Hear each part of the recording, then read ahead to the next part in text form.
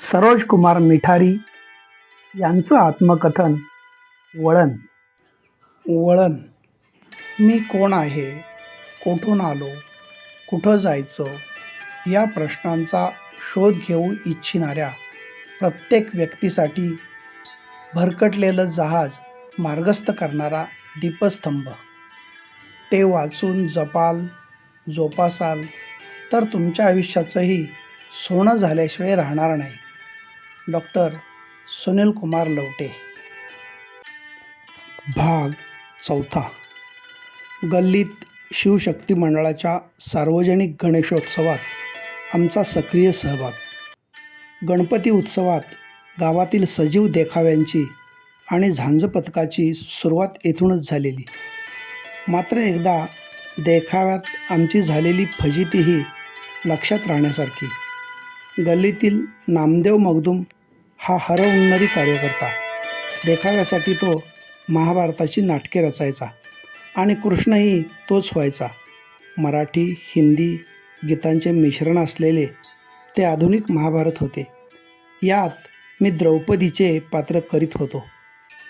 मारुती आसुळे, बाबुराव आसुळे, कृष्णात मिठारी, भिकाजी मगदूम, बाबुराव मिठारी, पांडुरंग पाटील, भानुदास पाटील, संजय म्हाकवे, पांडुरंग मगदूम, सुरेश मगदूम, अनिल पाटील, आनंदा मिठारी ही काही यातील अन्य पात्रे.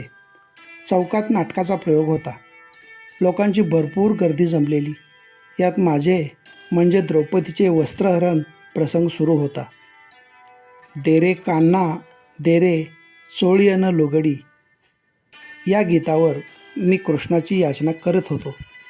तोच कृष्ण मागून मैं आया तेरे लिए हे गीत म्हणत धावून येत असताना अचानक त्याचा पंचा ट्रॅक्टर ट्रॉलीच्या हुकात अडकला आणि त्याला यायला उशीर होऊ लागला. तोपर्यंत इकडे कौरव पांडव एकमेकाच्या अंगावर धावून आल्याचे दृश्य दाखवत होतो. पण आमच्या मंडळाचा अध्यक्ष कृष्णात दादाला वाटले आम्ही खरोखरच भांडत आहोत. अरे भांडण करू नका. तो थेट स्टेजवर आला आणि आमच्या नाटकाचा प्रयोगच थांबला. या वस्त्रहरणात आमचेच हरण झाले.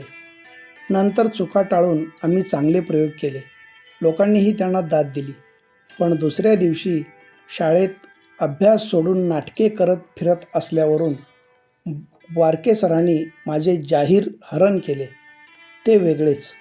मंडळाचे झांज पथक इतर गावातही मिरवणुका व अन्य कार्यक्रमासाठी आम्ही घेऊन जायचो. ढोल ताशा असो वा खैताळ या सगळ्यांवर आमचा हात बसलेला.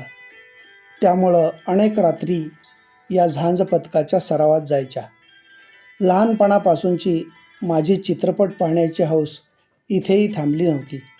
गावात तेव्हा VCRवर कॅसेटमधून सिनेमे लावले जात, तर कधी केबलवर.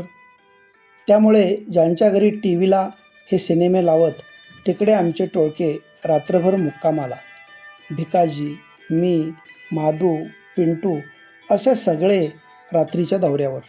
चित्रपट पाहताना कोणी हाकलून काढू लागले तर आम्ही ठिय्या मांडून पूर्ण चित्रपट बघून झाल्यावरच घरी परतायचो.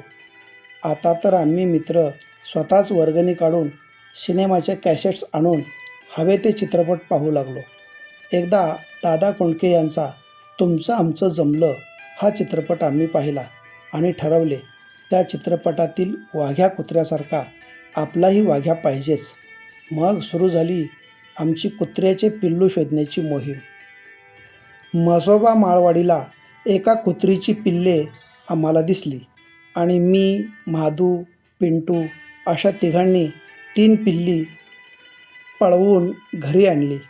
माझ्याकडे असलेल्या पिल्लाचे नाव वाघ्या ठेवले आणि त्यांनी तशी त्यांच्या आवडीची नावे ठेवली. मग म्हसरांसोबत कुत्र्याची पिल्लं घेऊन आम्ही दिवसभर भटकू लागलो. शाळा शिकून नोकरी मिळत नसेल तर म्हशी राखलेल्या बऱ्या हा आमचा युक्तिवाद. त्यामुळं आम्ही शाळेला जायचंच बंद केलं. 8-10 दिवस आम्ही शाळेला गेलोच नाही. घरातही याची खबर लागू दिली नाही. एकदा असेच आम्ही स्मशानशेडजवळ म्हशी फिरवत असताना वर्गातला अशोक धनवडे शाळेला जाताना दिसला. अशोक शाळेत हुशार. पिंट्याने त्याला बोलावून आणले आणि म्हटले, अरे कशाला जातो शाळेला? शाळा शिकून काय उपयोग? सरसुद्धा म्हणतात शिकून नोकरी मिळत नाही, त्यापेक्षा आमच्यासोबत म्हशी राखायला ये. हे ऐकून अशोक कसा तरी आमच्यापासून निसटला आणि त्याने शाळेत पाटील सरांना ही गोष्ट सांगितली.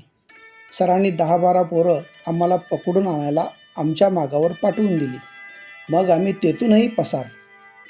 दुसऱ्या दिवशी गल्लीत आम्ही गोट्या खेळत होतो तेवढ्यात सरांनी आणि मुलांनी आम्हाला घेरले. मला, पिंट्याला आणि म्हादूला पकडले. सर म्हणाले, ड्रेस घाला आणि शाळेला चला. आता चांगलाच चोप बसणार म्हणून आम्ही तिघेही हादरलो. पिंटू आणि मी मुकाट्याने शाळेचा गणवेश घालून दप्तर घेऊन सरांच्या जवळ आलो. पण कपडे घालून येतो म्हणून सांगून घराकडे गेलेला म्हादू मात्र पुढच्या दाराने पसार झाला. तो परत कधी शाळेत आलाच नाही. म्हादू तसा आमच्या तिघांच्यात हुशार आणि त्याचे अक्षरलेखनही चांगले होते. पण शाळेतील माराच्या भीतीने त्याने शाळा सोडली, ती कायमचीच. मला व पिंट्याला शाळेत नेऊन अपेक्षेप्रमाणे सरांनी जाहीर चोप दिला. त्यात वर्गात अशोक बोललाच, अरे तो मी येणार नव्हतास की शाळेला. आमचा डाव अखेर आमच्यावरच उलटला.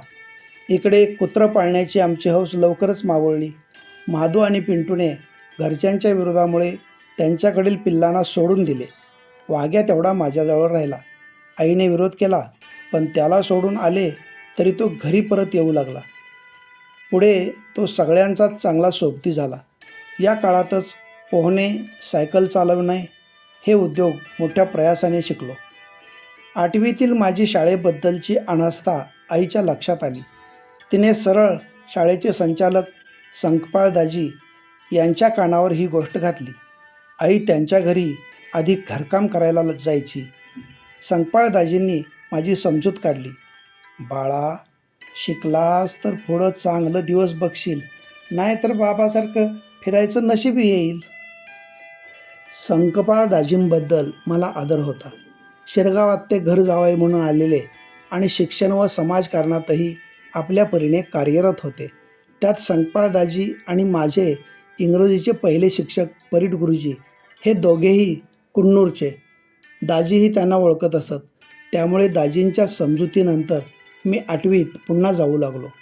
26 जानेवारीच्या कार्यक्रमात मुख्याध्यापक पाटील सरांनी माझ्याबद्दल एक जाहीर घोषणा केली. कोल्हापुरातील नाईट कॉलेजचे कर्मचारी श्री शिवाजी पाटील यांनी गरीब विद्यार्थी म्हणून मला पुढील शिक्षणासाठी दत्तक घेतले आहे आणि त्यासाठी 1000 रुपयांची तरतूद केली आहे. सरांच्या या घोषणेने मला सुखद धक्का बसला. संकपाळदाजी, बाळू डावरे, अरुण पाटील आदींच्या प्रयत्नाने मला शिक्षणासाठी दत्तक पालक मिळाल्याचे समजले. 8वीची परीक्षा पास झालो. पिंटू मात्र नापास झाला आणि त्यानेही शाळेला कायमचा रामराम ठोकला. 9वीत शिक्षणाचा खर्च काही करावा लागणार नाही असा अंदाज होता, पण तो खोटा ठरला. 9वीची पुस्तके आणि वह्या असे मिळून 185 रुपयांचे शैक्षणिक साहित्य त्यावेळच्या राजू घराळे यांच्या दुकानातून मला मिळाले. पण तेथून पुढे त्या दत्तक प्रक्रियेचे काय झाले ते कळाले नाही आणि आम्हीही कधी चौकशी केली नाही. 9वीत आम्हाला विज्ञान विषयासाठी सुभाष जाधव सर आणि इंग्रजी विषयासाठी हनुमंत लोंढे सर होते. दोघेही त्या वर्षी नव्याने शाळेत दाखल झालेले व उपक्रमशील. त्यांनी पहिल्यांदाच रात्रीच्या वेळी आम्हा विद्यार्थ्यांचा स्वतंत्र सांस्कृतिक कार्यक्रम घेतला होता. या कार्यक्रमात यारी है ईमान मेरा, यार मेरी जिंदगी हे जंजीर चित्रपटातील मी गायलेले गाणे सर्वांच्याच पसंतीस उतरले. या गाण्याची पूर्ण तयारी जाधव सरांनी माझ्याकडून करून घेतली होती. जाधव सर आमचे वर्गशिक्षक होते. त्यांच्यामुळेच मला एका खुल्या मंचावर जाण्याची संधी मिळाली. यामुळे जाधव सर माझ्यासाठी विशेष ठरले आणि सरांनीही माझ्यातील अंगभूत गुणांना वाव देण्यासाठी प्रयत्न सुरू केले. त्या वर्षी शाळेत विविध वार्षिक स्पर्धांचे आयोजन करण्यात आले.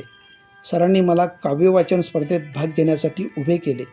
माझी ही पहिलीच स्पर्धा होती. काव्यवाचन मी यापूर्वी कधीही केले नव्हते. सरांनी मराठीच्या पुस्तकातील कुसुम अग्रज यांची कणा ही कविता मला सुचविली. शाळा सुटल्यानंतर त्यांनी मला या कवितेचे वाचन करून दाखवले. ओळखलत का सर मला? पावसात आला कोणी, कपडे होते कर्दमलेले, केसांवरती पाणी. क्षणभर बसला, नंतर हसला, बोलला वरती पाहून, गंगामाई पाहुणी आली, गेली घरट्यात राहून. माहेर वाशीन पोरीसारखी चार भिंतीत नाचली, मोकळ्या हाती जाईल कशी, बायको मात्र वाचली. भिंत खचली, चूल विझली, होते नव्हते गेले. प्रसाद म्हणून पापण्यांमध्ये पाणी थोडे ठेवले. कारभारणीला घेऊन संगे सर आता लढतो आहे. पडकी भिंत बांधतो आहे, चिखलगाळ काढतो आहे. खिशाकडे हात जाताच हसत हसत उठला.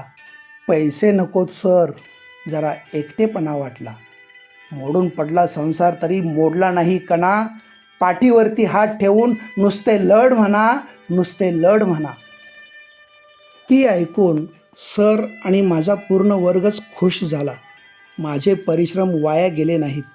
प्रत्यक्ष स्पर्धेत तितक्याच ताकदीने मी कणा कविता सादर केली आणि सर्व शिक्षकांसह मुलांनी टाळ्यांच्या गजरात माझे स्वागत केले.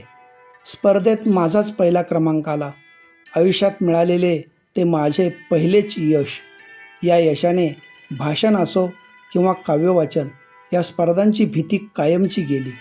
ही कविता माझ्या आयुष्याचाच कणा ठरली. त्या कवितेतील उद्ध्वस्त तरुणांप्रमाणे माझ्याही बकाल आयुष्यात जाधव सरांच्या रूपाने एक आश्वासक गुरु मिळाला. मी अनेक वर्षे ज्या गुरूंच्या शोधात होतो तो शोध संपला. आता शाळा आवडू लागली. दरम्यान इकडे पप्पांची आई आजारी पडली. तिला कोल्हापुरातील दवाखान्यात दाखल केले होते. ती कधी माझ्याशी बोलल्याचे मला आठवत नाही. त्यामुळे आजी म्हणून मी कधी तिला हाकही मारली नाही. दवाखान्यात जाऊन या असा सल्ला भावकीतील अनेकांनी आम्हाला दिला. त्यानुसार आई, पप्पा, मी आणि बहीण दवाखान्यात तिला पाहायला गेलो. तेथे तिच्या सेवेला आत्ती होती.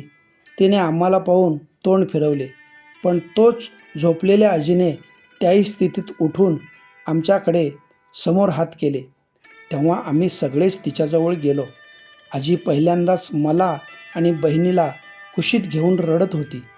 तिचा निरोप घेऊन आम्ही परतलो. आजीही दवाखान्यातून घरी आली, पण काही दिवसांतच तिचे निधन झाले. तिच्यासोबतची ती आमची पहिली आणि शेवटची भेट ठरली.